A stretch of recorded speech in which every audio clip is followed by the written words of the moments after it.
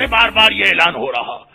زینب 40 کے دن حسین کی فتح کا دنیاوی اعلان کرتے ہوئے آئی، مگر یہ پہلی حاضری تھی زینب کی کربلا میں شام سے آ کر، پھر ایک بار زینب کو دوبارہ شام جانا پڑا۔ ایک روایت کے مطابق آج یعنی 24 صفر کی شب ثانیہ زہرا عقیلہ بنی ہاشم شریکت الحسین ام المصائب زینب کبریٰ کی شہادت کی رات ہے ایک روایت کے مطابق، اور ایک قول کے مطابق شہزادی کی شہادت کے مصائب یہ بیان کیے جاتے ہیں کہ جب دوبارہ شہزادی شام گئی، ابھی تو میں نے کہا شام سے کربلا آئی، اب ایک بار پھر شام گئی، شام جا رہی ہیں، اپنے بیٹے سجاد کے ساتھ جا رہی ہیں، پورے احترام کے ساتھ جا رہی ہیں، ابھی شہر دمشق میں داخل نہیں ہوئی ہیں کہ ایک مرتبہ شہر سے کچھ فاصلے پر تھی کہ رات آ گئی۔ رات کو سفر نہیں ہوتا ہے، ایک بار خیمے لگائے جا رہے ہیں، قافلہ رک رہا ہے۔ یہ وہی جگہ ہے جو زینبیہ کے نام سے مشہور ہے، جہاں آپ میں سے بہت سے اس سال بھی زیارت کر کے آئے ہیں،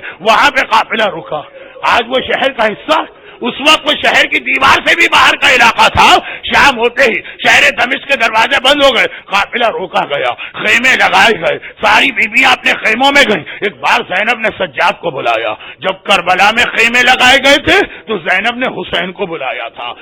آج شام میں خیمے لگائے گئے ہیں، زینب نے سجاد کو بلایا، کربلا میں بلا کے کہا تھا بھیا یہ کس جگہ پہ خیمے لگائے گئے ہیں؟ جب سے میں خیمے میں آئی ہوں مسلسل کسی بیوی کے رونے کی آواز سن رہی ہوں، یہ کون سی جگہ ہے، کون بیوی رو رہی ہے؟ حسین نے کہا زینب شاید تم پہچان نہ پائی، یہ ہماری اور تمہاری ماں فاطمہ زہرا ہے جو مدینے سے ہمارے ساتھ کربلا میں آئی ہیں۔ اور آج جب شام میں زینب کا خیمہ لگا، زینب نے فوراً سجاد کو بلایا، سجاد بیٹا اندھیرا ہو رہا ہے، شام کا وقت ہے، لیکن یہ جگہ یہ علاقہ جانا پہچانا لگ رہا ہے۔ سجاد نے سر جھکا کے کہا پھوپھی اماں جب پہلی مرتبہ آپ قیدی بن کے آئی تھی تو اسی انداز سے ہم شام کو یہاں پہنچے تھے، عمر سعد نے قافلہ یہاں روکا تھا، آپ اسی جگہ پہلی بار ٹھہری تھی۔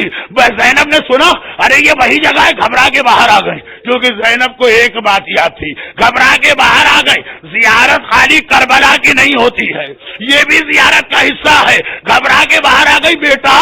تو میں وہ درخت دیکھنا چاہتی ہوں جہاں میرے گھرانے کے کٹے سر لٹکائے گئے۔ خالی روزے کی زیارت نہیں ہوتی، یہ بھی زیارت ہے۔ زینب کو اچھی طرح یاد ہے کہ زینب کبھی بھول سکتی ہے کہ جب ہم آئے تھے قافلہ رکا تھا، ہمیں خیموں میں بٹھایا گیا تھا اور ہمارے گھرانے کے سر ایک باغ کے مختلف درختوں پہ لٹکائے گئے تھے۔ زینب نے کہا مجھے اس باغ کی زیارت کرنا، باہر آئی تو سامنے ہی وہ باغ تھا۔ آئے زینب ایک لمحے کے لیے بھی اس کا ایک درخت زینب کو یاد ہے، باغ میں داخل ہوئے، یہ وہی درخت تو ہے جس سے میرے قاسم کا کٹا ہوا سر لٹک رہا تھا، یہ وہ درخت ہے جس میں میرے اکبر کا کٹا ہوا سر لٹک رہا تھا، ارے یہ تو وہ درخت ہے جس میں میرے عباس کا سر لٹکایا گیا تھا۔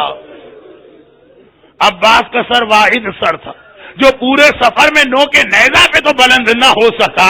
جب بھی نو کے نیزہ پہ لگایا جاتا ہے وہ زمین پہ گر جاتا ہے، مگر یہ درخت ہے جہاں عباس کا سر لٹک رہا تھا۔ اچھا ایک درخت کو زینب نے نظر انداز کر دیا، ایک درخت کو زینب نے چھوڑ دیا، ارے زینب چھوڑ سکتی ہے، آپ کو اس درخت کا حق ادا کرنا ہے۔ یہ عجیب درخت ہے، یہ عجیب درخت ہے، یہ وہ درخت ہے جس میں اون و محمد کے کٹے سر لٹکائے گئے۔ کربلا سے لے کے شام تک زینب نے کبھی اون و محمد کا ماتم نہیں کیا، ارے وہ میں نے بھائی پہ صدقہ کر دیا، ان کا کیا تذکرہ۔ جب کٹے سر آئے تھے تب بھی ہر بیوی نے اپنے وارث کا کٹا سر اٹھایا تھا، اون و محمد کا سر اٹھانے والا کوئی نہ تھا۔ شامی عورتوں نے گھبرا کے کہا تھا ایسا لگ رہا ہے یہ بچے لاوارث ہیں، نہ ان کا باپ ہے نہ ان کی ماں ہے، کوئی ان کا سر گود میں لینے والا نہیں۔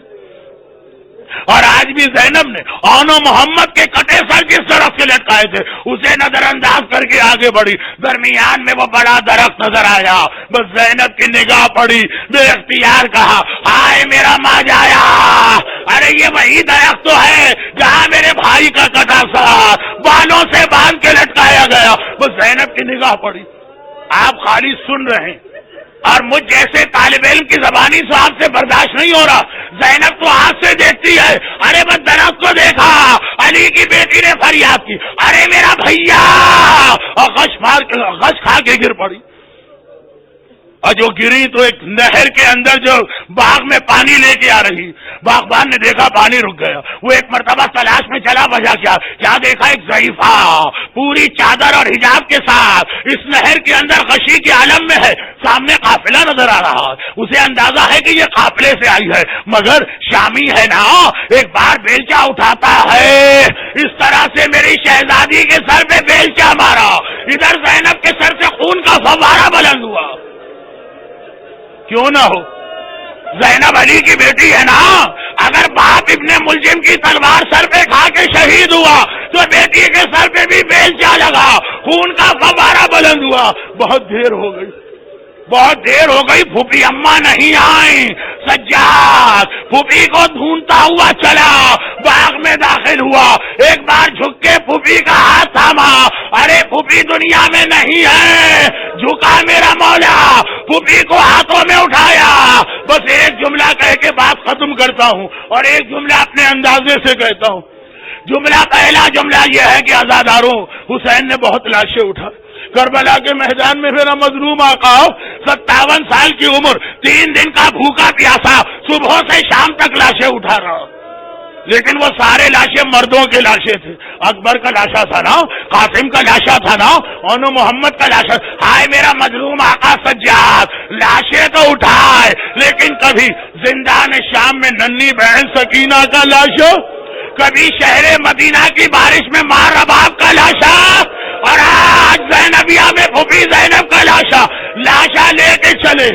اگلا جملہ میرا یقین سا ہے کہ یہی ہوا ہوگا، ایک بار قبر میں پھوپھی کا اتارتے ہیں تو جو ہر ایک کا لاشا لینے آتی ہے کوئی تعجب نہیں، قبر سے 2 ہاتھ باہر آئے ہو، فاطمہ زہرا کی آواز آئی ہو، سجاد بیٹا